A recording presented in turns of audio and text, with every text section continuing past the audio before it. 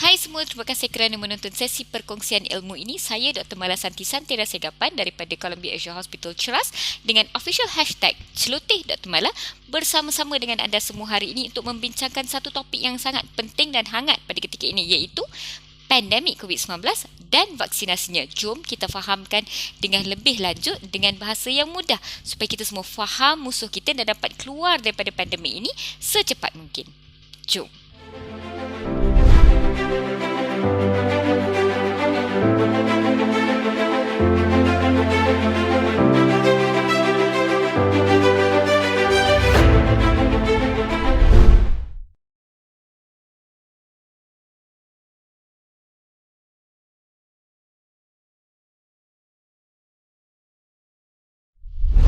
Okey, yang pertama sekali, tahniah kalau suami dan isteri kedua-duanya telah menerima dan melengkapkan vaksinasi anda, sebab anda dah berjaya rendahkan risiko untuk anak-anak anda dijangkiti dengan COVID. Sebab kebanyakan kes jangkitan COVID-19 di kalangan kanak-kanak adalah disebabkan oleh ibu bapa sendiri. Kalau bukan ibu bapa pun, biasanya daripada saudara mara dekat yang duduk satu rumah, contohnya makcik, pakcik, atuk nenek yang duduk satu rumah tu, mereka yang bagi jangkitan kepada kanak-kanak kecil ni. Kalau bukan yang duduk serumah pun, yang ziarah menziarahi ni, mereka yang memberikan jangkitan. Sejak sekolah ditutup, jarang sangat kanak-kanak dapat jangkitan secara sporadik ataupun jangkitan daripada orang ketiga yang bukan ahli keluarga mereka sendiri. Now, macam mana nak rendahkan risiko jangkitan kepada kanak-kanak apabila mak dengan ayah dah divaksin? Yang pertama, ibu bapa kena memberi kesedaran, kena memberi pendidikan kepada anak-anak ini tentang jangkitan ini. Sebab pendidikan ni adalah pedang pertama yang kita boleh ambil dan kita boleh beri kepada seseorang untuk menang dalam sesuatu peperangan seperti pandemik COVID-19 ini. Pendidikan sangat penting. Jadi, terangkan kepada anak-anak. Jangan rasa anak-anak ni kecil, dia tak faham, dia masih umur main-main. No. Bagi tahu mereka, fahamkan kepada mereka macam mana nak pakai pelitup muka dengan betul, macam mana nak pakai, nak gunakan sanitizer dengan betul, apa itu jarak 1 meter, berapa jauh 1 meter dan sebagainya. Dan jangan lupa untuk ingatkan anak-anak ini untuk elakkan tempat-tempat yang bersesak dan sebagainya. Kepada golongan yang duduk di kawasan yang memerlukan penggunaan kemudahan yang dikongsi, macam flat, apartment ni kadang-kadang kena kongsi lift, kadang-kadang kena kongsi kemudahan lain dan sebagainya. Apa yang boleh anda buat adalah ingatkan dekat anak-anak ini, jangan sentuh merata-rata. Kadang-kadang kan budak-budak kan, kita nak tunggu nak masuk lift tu, dia sentuh dinding, dia sentuh butang-butang tu, dia suka main kan. Jadi ingatkan anak-anak, jangan sentuh merata-rata. Sayang tangan ini, simpan tangan. Ya, dan yang paling penting, lebih penting daripada jangan sentuh merata-rata adalah jangan sentuh muka. Cakap dekat anak-anak tu, kita dah pakai pelitup muka, sekarang jangan sentuh muka. Kalau dah sentuh kat tempat lain, sampai kita dah keluar, sampai kita masuk rumah balik, jangan sentuh muka. Jadi bila dah sampai rumah, cuci tangan dengan sabun bersih-bersih, baru sentuh muka. Ini adalah tips-tips yang boleh diberi kepada kanak-kanak untuk rendahkan risiko jangkitan. Selain daripada itu, pastikan kanak-kanak ni tak pergi ke tempat-tempat yang bersesak, tertutup dengan pengudaraan yang teruk dan sebagainya. Elakkan bawa kanak-kanak ke tempat-tempat seperti supermarket, pasar dan sebagainya. Boleh benarkan kanak-kanak bermain dan beriadah di depan rumah. Kadang-kadang main dan beriadah ni penting untuk memastikan kanak-kanak kekal cergas dan sebagainya. Ya, tapi pastikan jika anak-anak anda ada gejala, anda isolasi anak di rumah dan pastikan jiran pun ada pemahaman yang sama. Jadi wujudkan kejiranan yang positif. Cakap dekat jiran, kalau mereka close contact, mereka ada gejala, terus kuarantinkan diri. Jangan bagi sesiapa main di rumah. Jadi anda pun buat perkara yang sama. Siapa yang sihat, siapa yang tak ada gejala, boleh main di luar. Macam tu. Kena ada satu pemahaman. Dengan cara tersebut, kita boleh rendahkan risiko jangkitan. Jadi dia bukannya saya sebagai ibu bapa jaga anak saya. Bukan. Kita sebagai jiran jaga anak semua orang, termasuk anak kita. Jadi bila kita tolong jagakan anak kita dan anak jiran, jiran pun akan jaga anak kita dan anak semua orang. Jadi itu yang kita mahu, iaitu semangat kejiranan tu penting dalam semua kawasan perumahan, dan dalam WhatsApp group tu bincanglah secara baik-baik.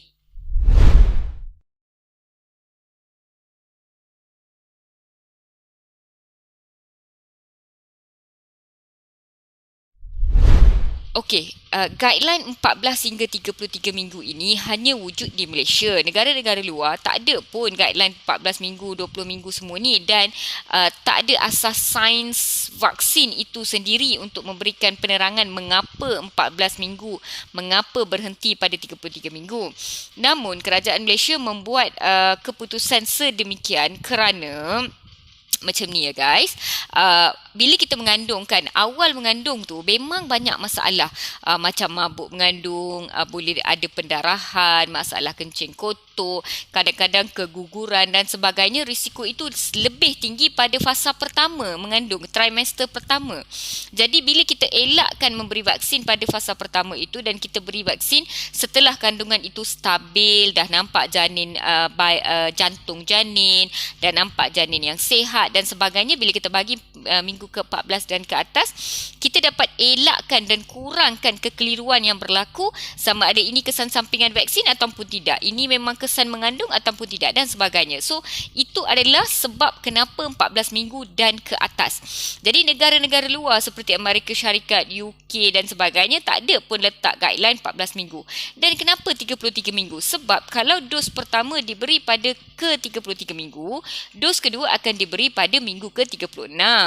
Jadi minggu ke-37 tu kandungan dah matang, dah nak bersalin sangat dah. Jadi tujuan 33 minggu dah kena bagi vaksin tu adalah supaya sebelum bersalin, ibu tersebut telah melengkapkan vaksin. Itu tujuan dia. Alright?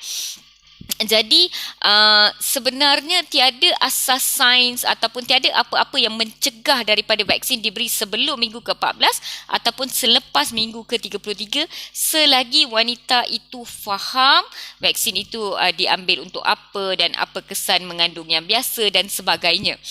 Biasanya doktor-doktor, staff nurse sebagainya yang mengandung, mereka akan mengambil vaksin itu untuk melindungi diri mereka, tak kisah pada minggu keberapa ataupun trimester yang mana. Dan di negara luar pun sama juga, cuma kepada wanita yang agak risau, takut dan sebagainya, 14 dan 33 minggu ini adalah satu durasi yang selamat dan sesuai untuk anda dapatkan vaksin.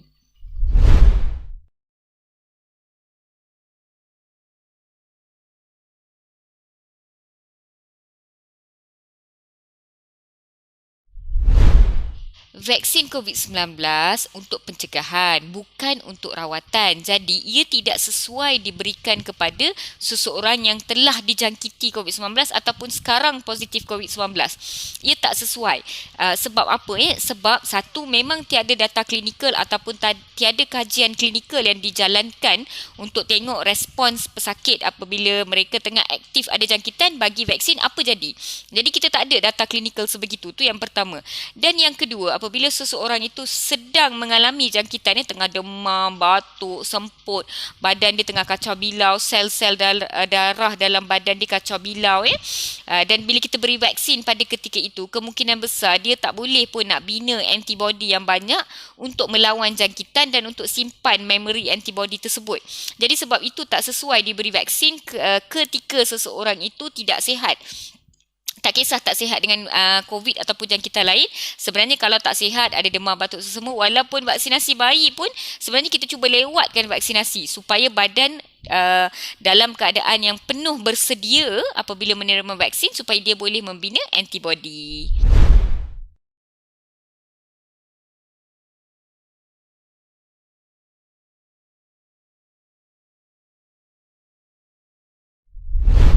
Gejala-gejala yang dialami oleh bekas pesakit COVID-19 setelah keluar daripada kuarantin sebenarnya disebut long COVID.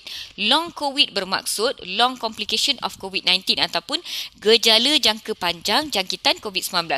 Sebenarnya ramai pesakit, bekas pesakit COVID-19 yang mengalami gejala sebegini dan tak tahu nak pergi mana. Anda patut pergi ke hospital ataupun klinik berdekatan untuk dapatkan pemeriksaan dan rawatan selanjutnya.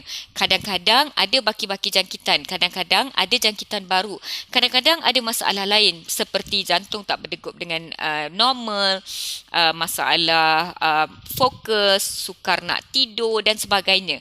Semua gejala ini perlu dirawat dan perlukan perhatian daripada pihak doktor. Jadi jangan takut, jangan risau, pergi ke hospital ataupun klinik berdekatan untuk dapatkan rawatan yang sepatutnya.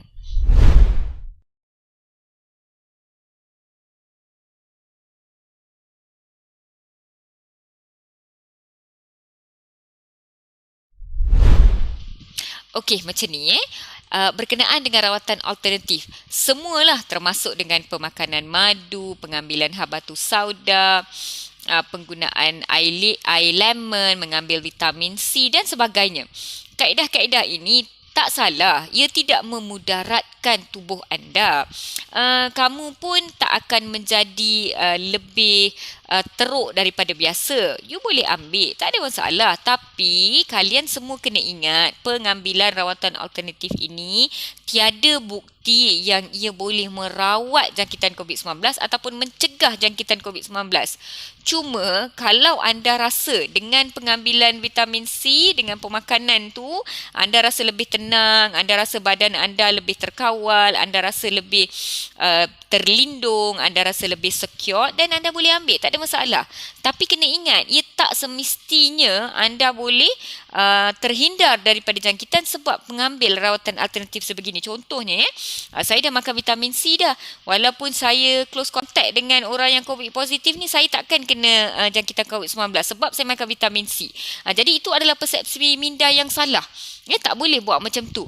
Walaupun anda dah ambil rawatan alternatif sebagai ikhtiar anda, kalau terekspos, ada close contact, ada terdedah kepada jangkitan, anda kena swab dan kena ambil rawatan, kena pergi ke hospital jika perlu. Jangan lewatkan mendapat rawatan ataupun pergi ke hospital hanya kerana anda dah ambil rawatan alternatif tu tadi. Ini yang biasanya berlaku.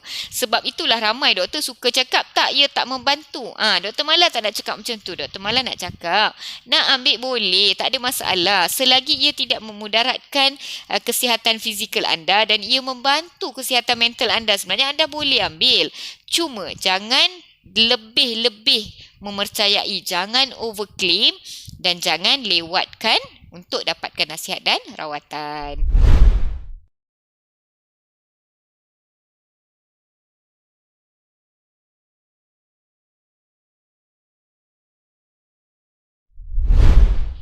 Tidak, bukan semua pesakit yang masuk ke ICU akan ditidurkan.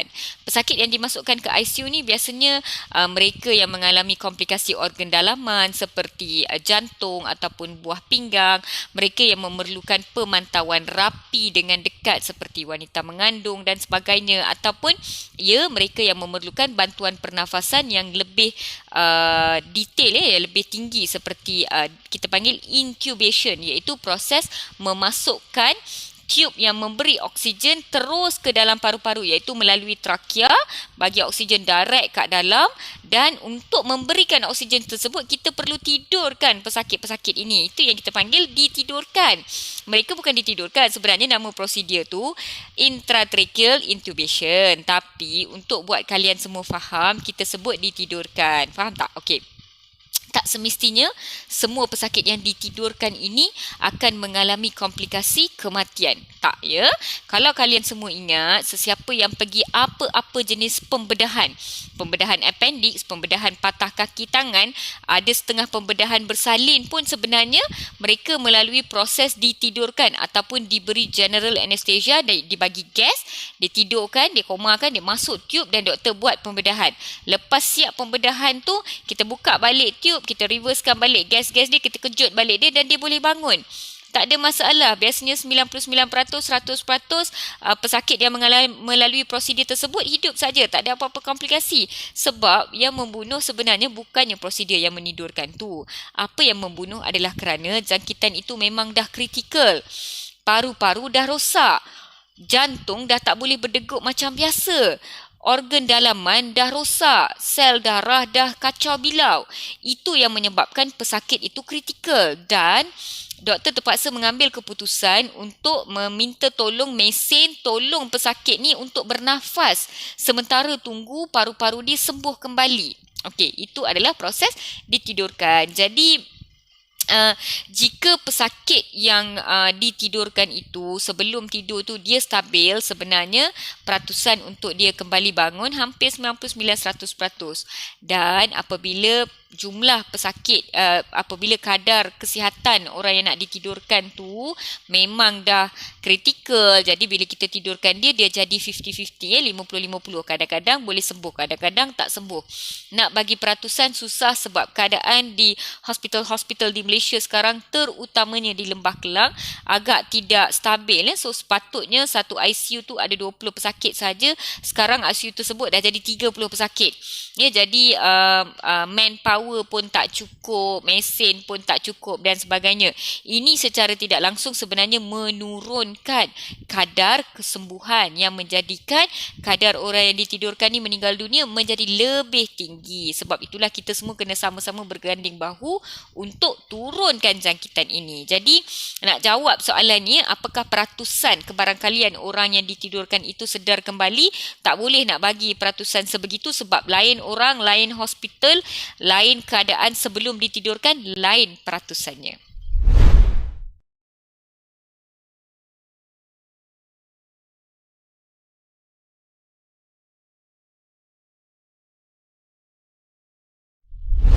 Okey, jika anda suami dan isteri dah jadi COVID positif tapi anak-anak negatif dan anak-anak ni kecil lagi, masih perlukan penjagaan, nak buat macam mana?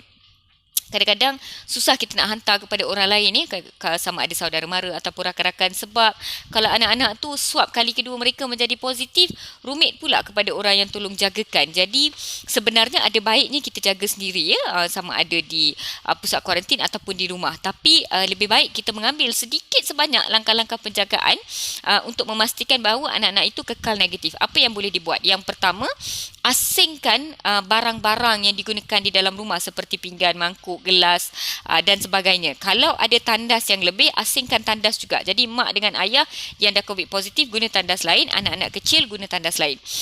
Kemudiannya, ibu dan ayah yang dah positif ni amalkan pemakaian pelitup muka di rumah, iaitu mask. Kalau boleh, kalau ada, pakai juga face shield dekat rumah supaya anak-anak ini terlindung. Berikutnya, kalau boleh setiap pagi dan petang benarkan pengaliran udara di dalam rumah. Jadi buka tingkap, buka pintu, bagi cahaya matahari masuk sikit, bagi angin bertiup supaya angin itu beralih, dan kalau ada apa-apa virus dalam udara dan sebagainya, dia hilanglah, terhindar orang kata. Dan buat juga di sebelah petang ketika matahari terik, harap-harapnya lah kalau ada apa-apa virus yang terapung-apung, dia jadi hilang. Okey, itu adalah antara tips lain. Lagi, buat apa? Sanitize ataupun bersihkan permukaan seperti tombol pintu, suis lampu, permukaan tabletop dapur, coffee table dan sebagainya. Dan juga yang paling penting sekali adalah makan asing-asing. Jangan makan pinggan campur-campur, dan jangan suap diri sendiri dan suap anak pula. Kalau dah habis suap anak, cuci tangan terus dengan bersih, dan ketika suap anak tu jangan tersentuh muka kita, terkena bahagian pernafasan anda dan sebagainya. Saya nak memberi tips sedikit kepada ibu bapa yang terpaksa menjaga anak yang kecil, seperti bayi dan sebagainya. Kalau bayi yang masih menyusu badan, lebih baik untuk ibu pam susu dan beri melalui botol ataupun sudu sementara tunggu ibu sembuh. Jikalau bayi itu masih negatif. Kalau bayi itu memang dah tak boleh nak minum susu botol, selama ni memang dah minum susu ibu, maka anda boleh memakai pelitup muka dan berikan susu secara direct, secara terus daripada badan, tetapi pastikan langkah-langkah keselamatan dan kebersihan diambil. Pembasuhan tangan, pakai pelitup muka, pastikan bersih, pakai face shield kalau boleh, dan selepas pemberian susu ibu tu, bersihkan balik anak itu kalau boleh. Terpaksa nak buat macam mana kan, sebab kita dah duduk satu rumah. Dan yang paling penting sekali, perkara-perkara lain yang akan membantu sistem imun seperti minum air yang banyak, kekal happy, positif, dapatkan support system, minta bantuan untuk orang lain hantarkan makanan kalau boleh, bahan-bahan masakan dan sebagainya, dapatkan support system tersebut untuk bantuan. Dan jika tiada siapa-siapa yang boleh bantu berdekatan, contohnya rakan ataupun saudara mara, tak ada siapa-siapa pun dekat-dekat, kamu dah kena kuarantin dekat rumah, cuba dapatkan bantuan daripada pihak berkuasa berdekatan ya, seperti pihak balai polis ataupun rumah-rumah kebajikan, pusat zakat, surau, masjid berdekatan untuk memberi bantuan kepada anda. Jangan sekalipun rasa segan ataupun malu untuk minta bantuan. Please tolong dan ingat untuk minta bantuan jika perlu.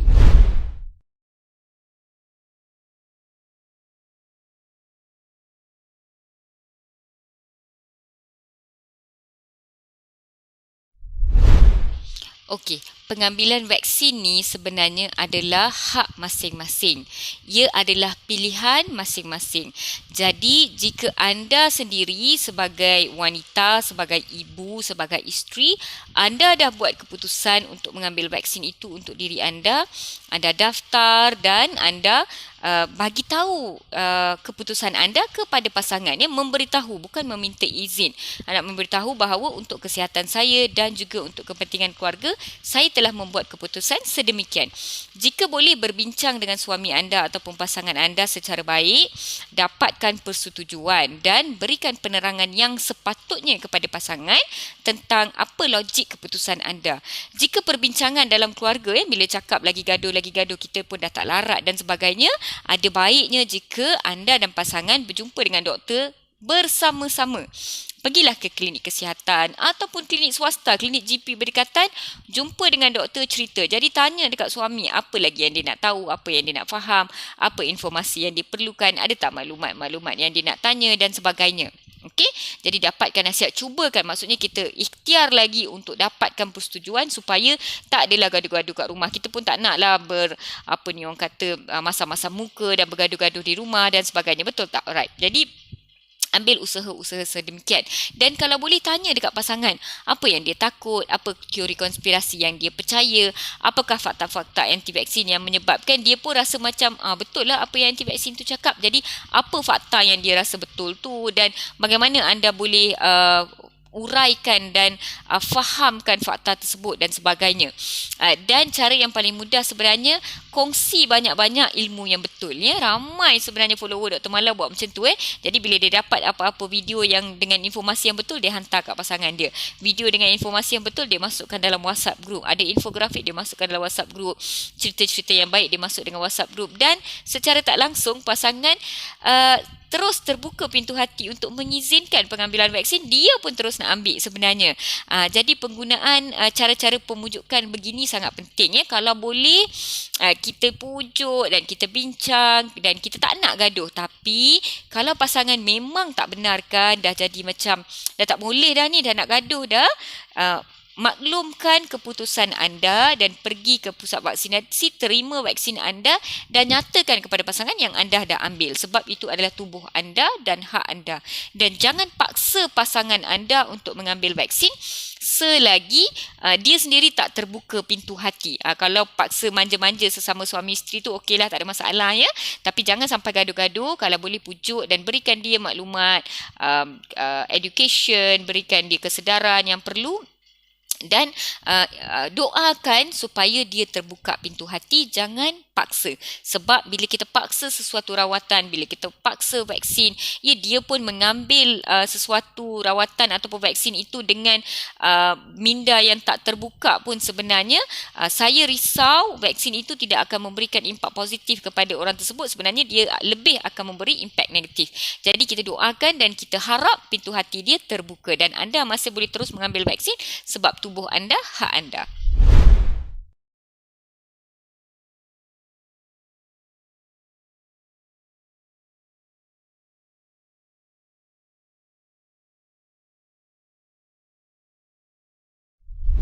Ya, betul, kluster tempat kerja adalah penyumbang tertinggi terhadap kes COVID-19 di negara kita buat masa sekarang, terutamanya di Selangor dan juga Lembah Kelang.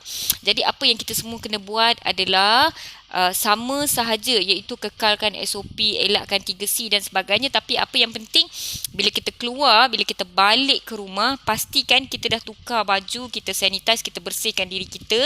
Dan yang paling penting sekali, cuci tangan. Bila dah balik rumah, dah tak payah pakai sanitizer.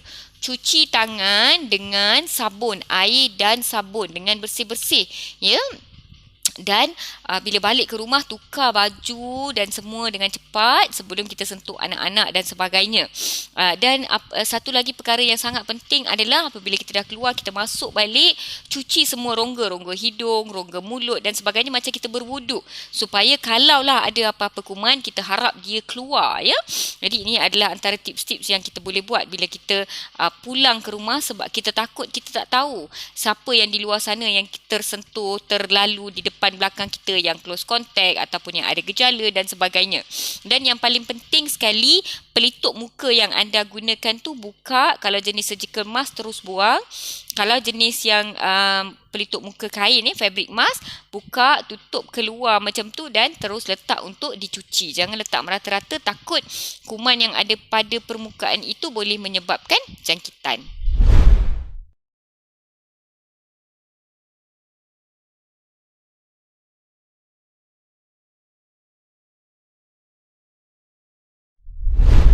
Pandemik ini memang telah menyebabkan kadar kemurungan di kalangan rakyat Malaysia sangat tinggi, ya, dan sebenarnya seluruh dunia pun sama, sangat tinggi. Ini lebih-lebih lagi betul pada kalangan ibu, wanita dan juga golongan yang bekerja dari rumah, ya, seperti cikgu dan lain-lain lagi. Nasihat saya kepada golongan ini, yang pertama, cuba address apa yang anda rasakan itu. Kenali diri anda, bercakap dengan diri anda dan tanya, betulkah anda mengalami kemurungan, ada tak anda rasa perbezaan dengan diri anda dan sebagainya. Sebab dalam pandemik ini, anda duduk di rumah sahaja, anda dan keluarga sahaja yang dapat tengok diri anda dan dapat nilai diri anda. Kalau bila contohnya bukan pandemik, kan, pergi ke kerja, pergi berjumpa dengan keluarga dan sebagainya, jadi adalah orang lain yang nampak, yang perasan, ya. Ini tak ada orang lain yang perasan, anda aja yang perasan dengan diri anda. Jadi kenali diri anda dengan lebih dekat, dengan lebih matang, dan bercakaplah dengan diri anda. Jika betul anda rasa ada perbezaannya dari segi, kadang-kadang bukannya dari segi mood ataupun dari segi kebahagiaan dan kegembiraan dan sebagainya, mungkin dari segi selera, dari segi tak boleh nak tidur, dari segi asyik takut dan sebagainya. Jadi kalau ada apa-apa gejala ini, yang pertama, anda perlu sedar. Bila anda sedar, anda perlu terima yang yes, saya rasa diri saya ada masalah ini. Jadi pada awalnya mungkin boleh cuba cara-cara seperti bercakap dengan ahli keluarga melalui telefon ataupun video call dan sebagainya, bercakap dengan kawan-kawan, bercakap dengan rakan sepejabat secara alamaya dan sebagainya, bagi tahu masalah anda. Jangan segan silu. Okey, buka masalah itu, bincangkan masalah itu. Dan cuba kaedah-kaedah seperti saya rasa stres lah beberapa hari ni, sedih lah, korang jom kita buat online Zoom meeting, kita makan-makan, kita sembang-sembang. Jadi kita buat kaedah macam tu, iaitu kekal bersosial walaupun lockdown di rumah. Dapatkan support system, ya, borak-borak dengan kawan-kawan dan sebagainya. Kalau boleh, itu adalah langkah-langkah awal yang you all nak ambil. Kalau dah buat semua tu, masih rasa jiwa tak sedap, masih rasa kacau, masih rasa tak sesuai, ya, rasa tak boleh nak makan, tak boleh nak tidur, ataupun asyik tidur, asyik marah, murung, ada rasa macam nak bunuh diri dan sebagainya, anda perlu dapatkan bantuan doktor. Anda perlu pergi ke hospital. Kita tak kata dia ni gila, dia ni ada masalah mental. No. Anda mengalami masalah kemurungan. Sama seperti tangan yang bengkak ataupun mata yang merah sebab jangkitan mata ataupun sakit gigi, ya, sama seperti organ lain dalam badan, mental kita iaitu fikiran kita boleh menjadi penat, boleh menjadi bengkak, boleh menjadi merah, ya. Itu yang kita panggil kemurungan. Jadi mental kita ini perlukan rawatan doktor, dia perlukan ubat tahan sakit, dia perlukan ubat hilang merah, dia perlukan ubat surut bengkak dan sebagainya. Jadi jangan segan silu, jangan stigma, jangan rasa pelik, pergi ke klinik ataupun hospital untuk dapatkan bantuan. Sebelum pergi tu boleh gunakan kaedah-kaedah telefon, ya, ada Befrienders, ada hotline bantuan-bantuan sebegini yang anda boleh gunakan. pada Jabatan Kebajikan Masyarakat, Jabatan Pembangunan Wanita dan sebagainya yang menyediakan bantuan-bantuan sebegini, telefon dapatkan bantuan. Dan kalau ia masih memerlukan langkah berikutnya, anda perlu pergi ke hospital, berjumpa dengan doktor, dapatkan rawatan, follow up sampai anda sembuh. Penyakit-penyakit seperti ini, masalah-masalah macam ni, tak boleh nak tidur, asyik marah, kemurungan, ia pun boleh sembuh. Macam tangan kita yang bengkak, mata kita yang merah, yang boleh sembuh, masalah mental ni pun boleh sembuh sebenarnya. Jadi anda tak perlu risau, jangan apa ni orang kata, jangan teragak-agak untuk meminta bantuan doktor, dan jangan rasa malu. Anda perlu bangga, dan kalau rasa belum bersedia, tak perlu bagi tahu ahli keluarga ataupun kawan-kawan dan sebagainya. Boleh pergi dapatkan rawatan dulu, dan bila dah bersedia baru boleh bagi tahu jika anda mahu. Jika anda tak mahu, tak payah bagi tahu pun tak apa, tapi yang penting dapatkan bantuan daripada pihak hospital dan doktor jika anda mengalami apa-apa simptom